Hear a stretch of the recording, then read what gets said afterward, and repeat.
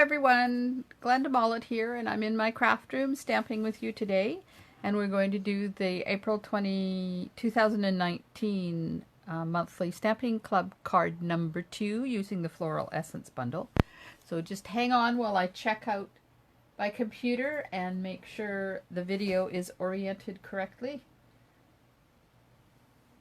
My apologies, I just realized I haven't got my big shot out. So I'm just going to do that while you have a look at the card that we're making.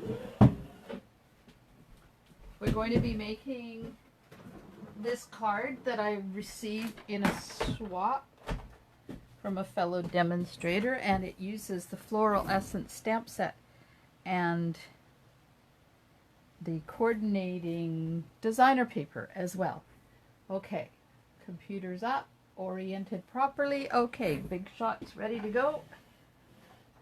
We're going to stamp. Okay, so here's the card we're going to make. And this is the designer paper at the back. It is the most beautiful designer paper. When I first saw it, I thought, I wasn't really thrilled with it. But when you put it on a card, even though you cut it out of the same sheet of paper, every single card comes out different because of the way they've done the paper. So we're going to use Blackberry Bliss, some of the new vellum, I think it's called Floral Essence Vellum. Just let me check. Perennial Essence designer paper and the vellum that matches. I can't come up with the name of it, but I'll get it for you. So this is embossed on the pink version of the designer paper. And this is what the inside looks like. And I'll just leave you looking at the recipe while I go get the vellum so I can show it to you. It's just over here on this shelf.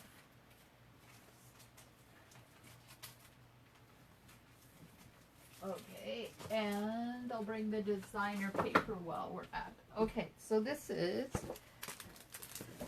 is the Perennial Essence vellum cardstock, and just open the package here so I can show you.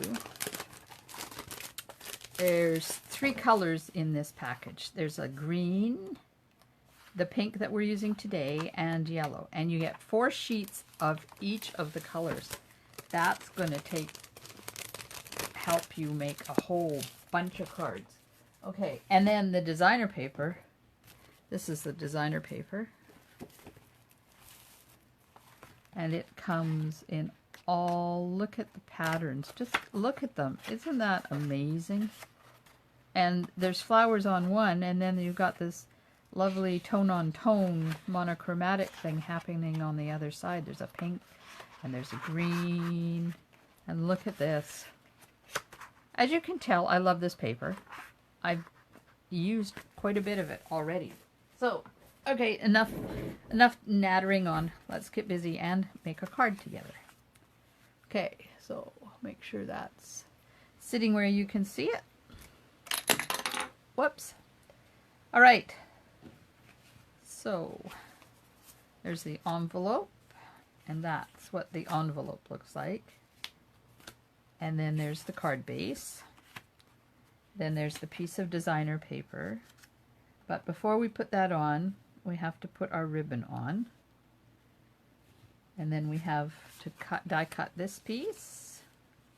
And we have to stamp and punch that piece. We have to stamp and punch this piece. And then this is the one that goes in behind the die cut piece. And this is the inside. Okay. So let's do this first. Look at that back of that. I've never seen a Monet painting in real life, but I have been told that this paper is very much like a Monet painting. So I'll just have to take their word for it because I've never seen one in real life. I don't think I've even seen one on the internet or on TV. I guess that's something I should look into. So I put tape on the back side of my designer paper. Now I'm just taking the ribbon, putting it where I want it. Oh, that tear and tape is sticky. And then you just wrap it around the back. Now, I'm going to make sure that it's straight because I hate it to be crooked. Good. Okay, so I'm just lining it up on my grid paper to make sure it's straight. And now I'm going to take some more tear and tape and put it right over the top. So by doing this with your tape underneath and on top of your ribbon doesn't ever move anywhere. It stays nice and solid. And a piece on the bottom. Yeah, I've never had issues with my ribbon falling off since I started using this method with it.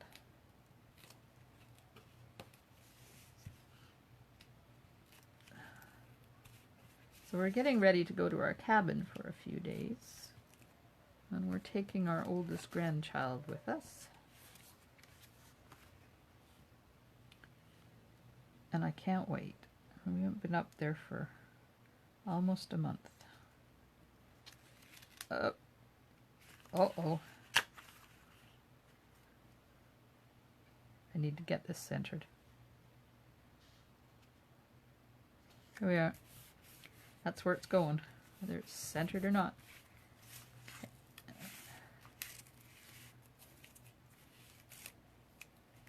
And then the oldest grandson's dad might be joining us. Depends on a couple of things that are happening at home. Not at home, at work. Okay, so we're going to die cut this. I'm just going to get my magnetic platform because we have to line up the dies. So we're going to cut that die first, and then we're going to line this up on the inside and kind of center it. Now, in order to keep it centered, I'm just going to use a little piece of washi tape to hold it together and on each side, just because I don't want it to move once I get it all lined up. Okay, I'm just going to angle this. I don't know whether I've told you this before, but if you run it through the Big Shot this way, you're going to get this big, huge clunk and a crack and like weird sounds happening as it hits that straight edge and tries to flex over it. But if you just turn it so that it's hitting like a point or a curve and put it through, it's a lot easier. Just a little tip on how to use your die cutting machine. And it's not just the Big Shot, it's any die cutting machine. Alrighty, here we go. So we don't need this piece. This piece comes out of the middle, and we'll save that for another project. We're just going to be using the frame part. Okay, I'll put this to the side because that's all the die cutting we're going to do. All right, this is the piece that goes in behind. So we need to stamp the saying on there. Uh-oh. It's got Blackberry Bliss all over my thumb. Now I have to wash it off, or I'll end up with it all over my card. Yep, that's happened before. So there's extra cardstock. Like, see, it's going to fit, and then we're going to have to cut the edges off. But you have a little bit of leeway. So if you don't want to line it up like this and stamp through the frame, it doesn't matter, because there's a little bit of leeway where to put this. So that's stamped. So now while I got this color open, I'm going to do the flower on the inside. Whoops.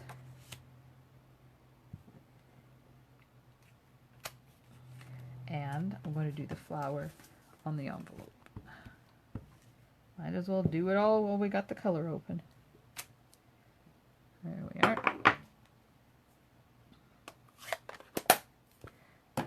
That away. Goes away. Now this, I'm going to, it's going to sit in there like that. So I'm just looking to see how much. I don't have much. So let's, I don't want to have adhesive sticking out past the edge because I want to pop this up on dimensionals. So I think what I'm going to do is cut this in half and use only half width slices of this tape down here. Then I can keep it hidden and it won't interfere with the dimensionals. Okay, that may, because apparently I did that. I got it crooked. That's okay. I guess we could always use our embossing buddy and get rid of that sticky part there. Oh, this is too long. Let's just cut this off a bit. There we go.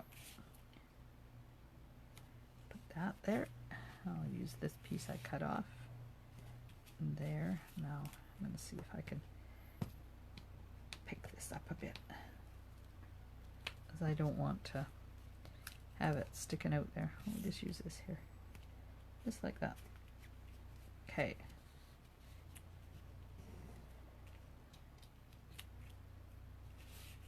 Take the liners off.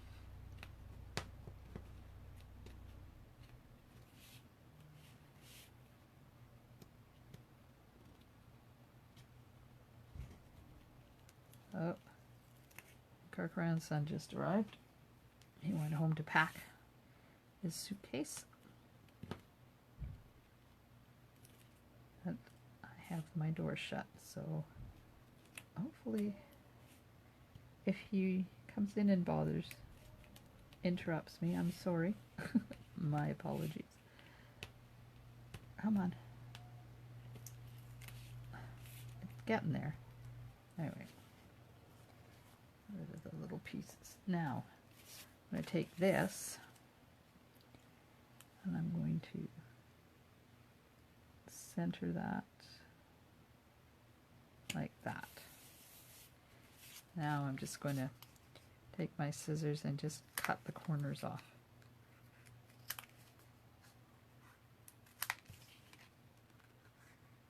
There we are. There. Perfect. Perfecto. Okay.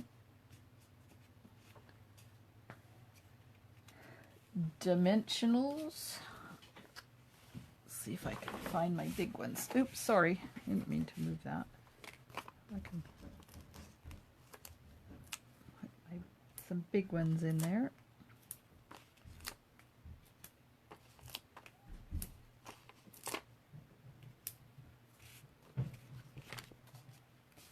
Now this is going to go right there, like that. And I have these dimensionals down a little bit too far, so I'm just going to pull them up and move them up a bit. I don't like putting dimensionals on top of my ribbon if I can help it. I like to avoid that. There we go. That's better. So I'm not going to put it on yet till I get the flower and everything done, just so I can move it if I have to. Okay, I'm going to stamp 2 leaves. So these leaves come from the Floral Essence stamp set, and they coordinate with the leaf punch.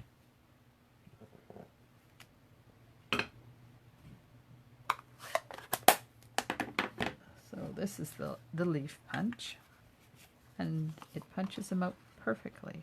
I love how Stampin' Up! Is coordinating one stamp set with another stamp set.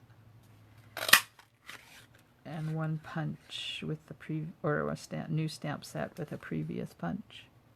The longer you take to line this up, the better your stamped image is going to be, or your punched image. There we are. 2 of those done.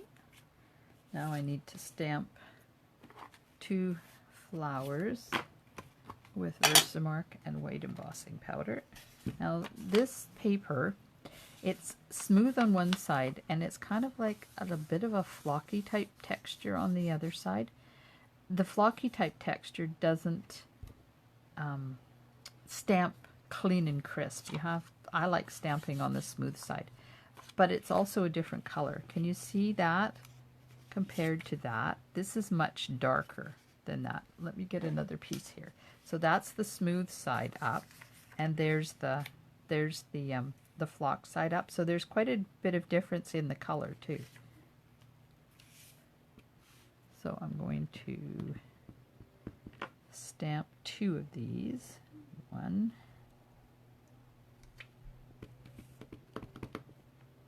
And I'll turn it and stamp it the other way.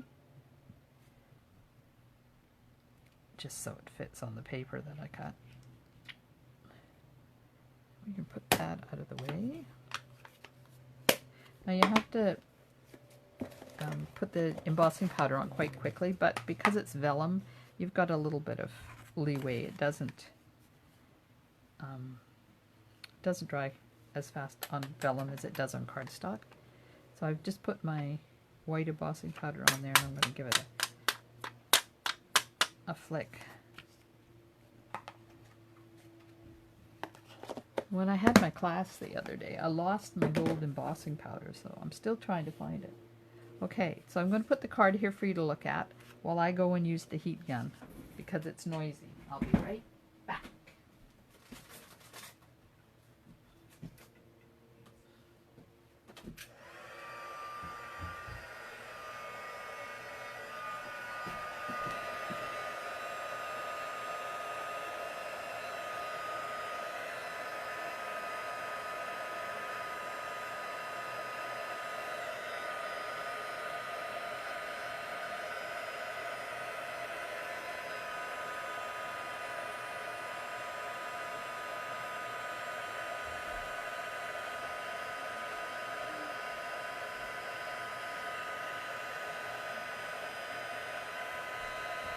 Just about done.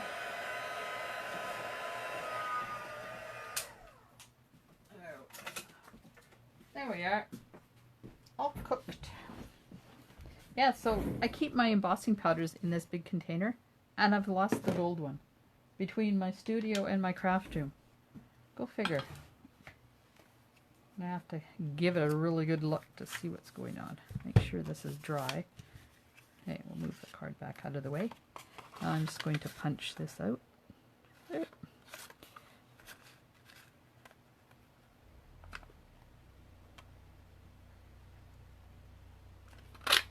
One.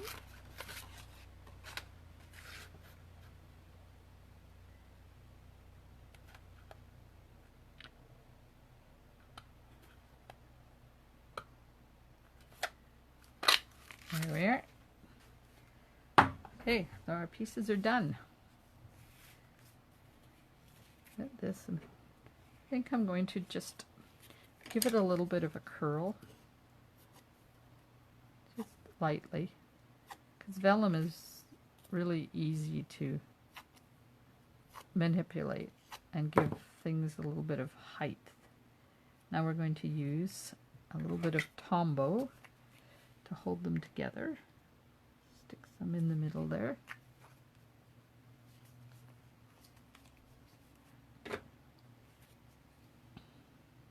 And there we are. So I'll just set it aside to dry.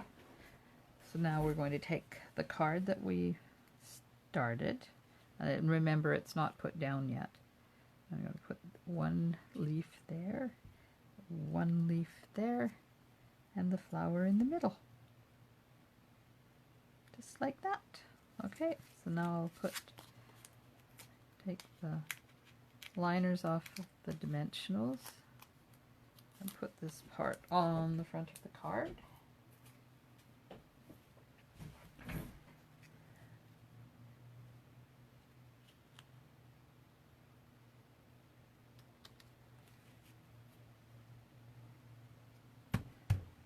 There we are. A little bit of tombow on the back of the flower.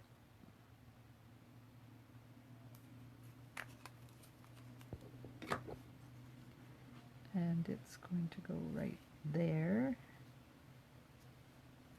like that. I like tombow because it moves a bit for a little couple of seconds, so if you don't get it where you want, you can kind of move it. And right. Alright.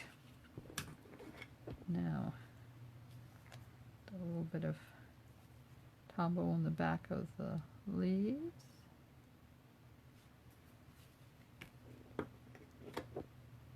And slide one under there. And do the same thing for this one.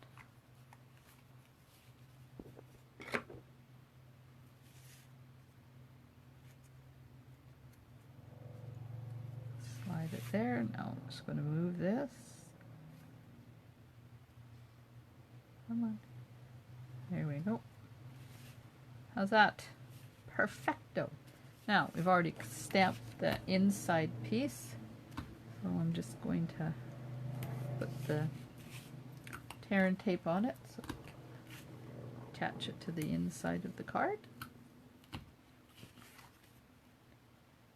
and then we're done. That didn't take too long to do.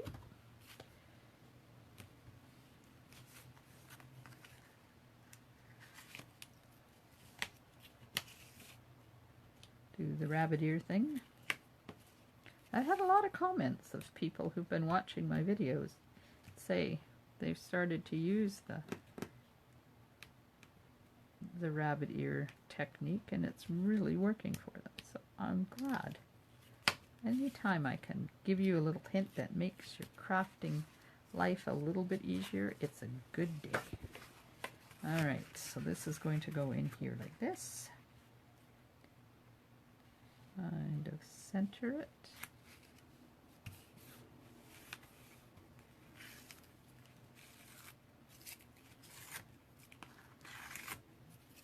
We're done. There's the card. Put my bone folder away. So there's the original card right next to the one we just made. There. I'm so glad you could join me, and if you're watching this in a bit, if you're not part of my club, in about 12 months I make them public, so I'm glad you could join me. And for the monthly stamping club, thanks for sticking with me. I'm so glad that you watched my video today, and we'll see you soon in my craft room. Stampin' Smiles, and bye for now.